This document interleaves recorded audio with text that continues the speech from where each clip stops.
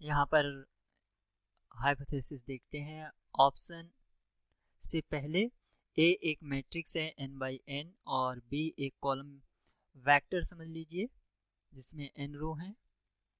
एक system A X equals to B जिसको हम नॉर्मली नॉन होमोजीनियस सिस्टम कह देते हैं अगर b आपका नॉट इक्वल्स टू 0 है।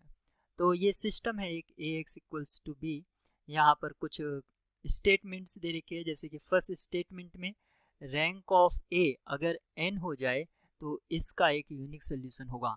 सबसे पहले सिस्टम के लिए कि उसका सोल्यूशन हो, यूनिकनेस की हम बाद में बात करते हैं, वो होता है रैंक ऑफ ऑगमेंटेड मैट्रिक्स जिसको हम ए भी बोलते हैं इक्वल्स टू होना चाहिए रैंक ऑफ कोफिशिएंट मैट्रिक्स।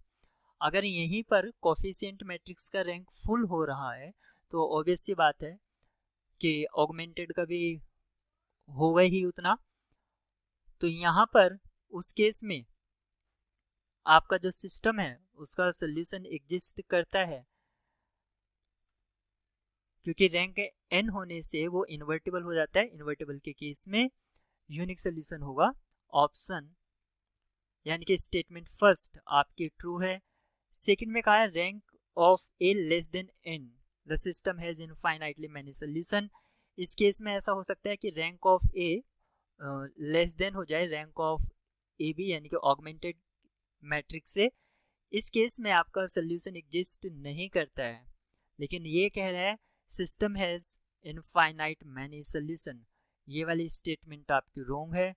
अगर सिस्टम में जो कांस्टेंट वेक्टर ऐड किया जाता है जिसको b, अगर ये 0 हो जाए तो आपका सिस्टम हो जाएगा A X equals to 0 homogeneous system.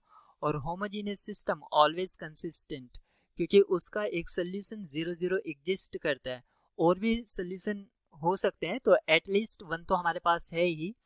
Statement third आपकी ट्रू है। इस तरह आपका ऑप्शन भी करेक्ट होगा, first and third are true.